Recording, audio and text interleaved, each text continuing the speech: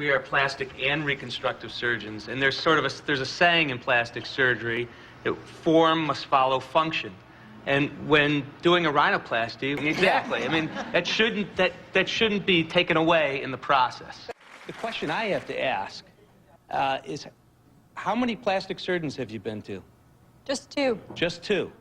And at no point was there any point that the plastic surgeon sat down with you and said, you know, this is enough. I think you need to seek out psychiatric counseling?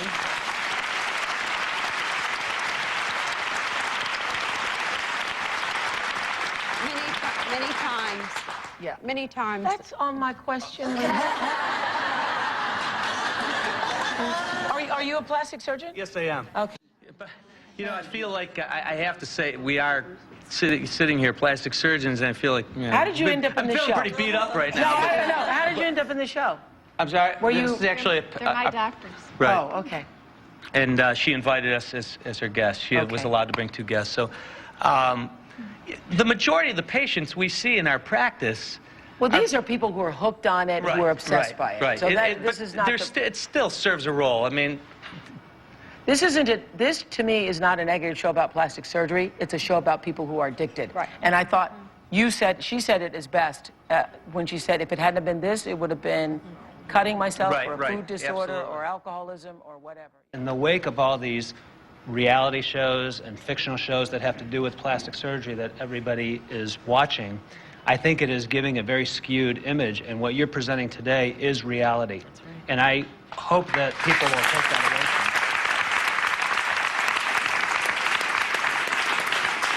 What do you think of those shows of extreme makeovers? What do you think of those as a plastic surgeon? I think some of them do attempt to educate the public. I think, in particular, there's a show, Nip Tuck, and one of the reasons I try to stay up on these is because a lot of people do come in and ask, did you see this, did you see that? I mean, I'm almost, embarrassed that you weren't told or counseled on what to expect afterwards, because that's part of the process. And I think if that was not done, then the person was not doing his or her job properly. Okay. Also, the doctor I went to was not board certified. yeah. Oh, great.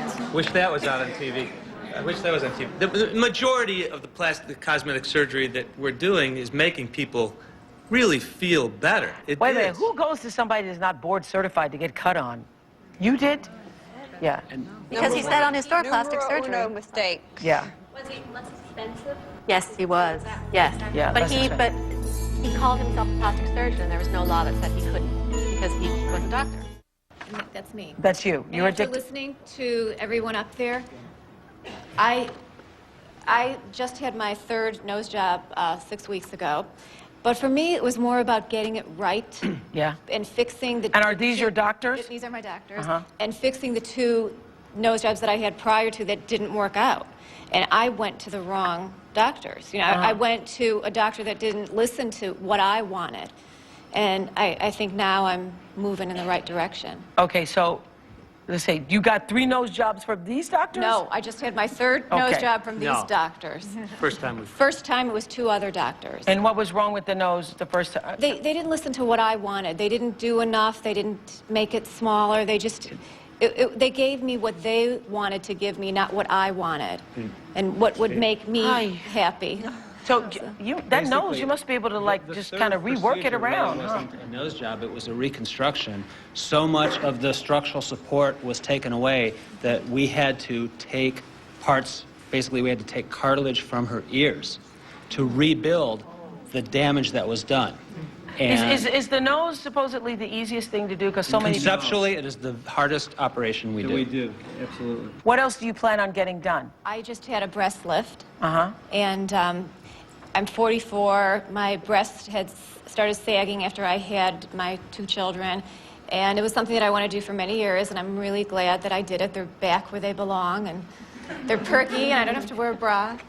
So I'm really happy about that. And then in about 4 months, I want to go back for a tummy tuck and a Okay, brow you're lift. sounding a little addicted. But you say you're not addicted. Where are you in this? Yeah. With each procedure that I've had, I have gained so much more self-confidence and feel better about myself. And I don't think I'm at a point where I feel addicted. You're on your way. Denial. Do you feel, are you pleased with your results and you say, okay, that was good? That was good. The My nose first is- two nose jobs That's it. were not. Now I'm you've done.